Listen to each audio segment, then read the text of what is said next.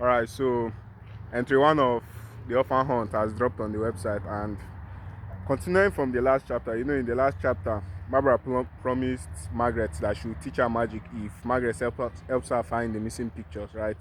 So obviously in this entry, the lesson is going to start, but the chapter began with Blessing waking Barbara up, and when she woke Barbara up, Barbara will talk about, the since Blessing wasn't in chapter 4, based on she went home after the events of chapter 3. So, and during the ending of chapter 3, Blessing found out like things that recontextualized Semra in her head, you get. And that's that when Barbara's mother died, Cynthia Occult, when she died, because they are Simex friends, he also, to Semra, it felt like maybe a part of herself died, you understand? And since Blessing is someone that hates Semra because in a way Semra abandoned her, so she's starting to maybe understand Semra's side of the whole thing, you get. So at home she asked her father about it, and at the same time now she's wondering maybe if I don't know if it is extend the olive branch or something, but she wants to, let's say, make a step or put effort into her and Semra having a relationship, you understand. So after her and Barbara talks about it, that's when they'll go and start teaching. They'll go and they'll convince Semra to let them skip this, and Semra let them skip, think, introduction, advanced understanding of magic and its laws 101, then also conceptual magic, introduction to conceptual magic 101.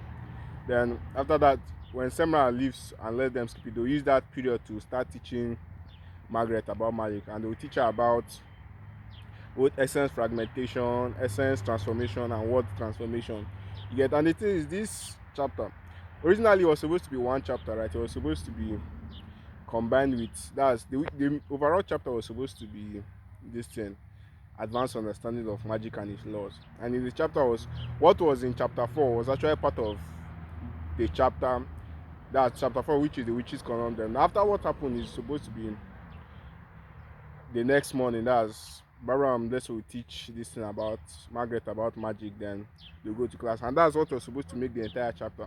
But when I started writing the orphan hunt, I saw that okay, the whole thing will be too long. That's why I decided to split it into different chapters. I wanted to split it into 3.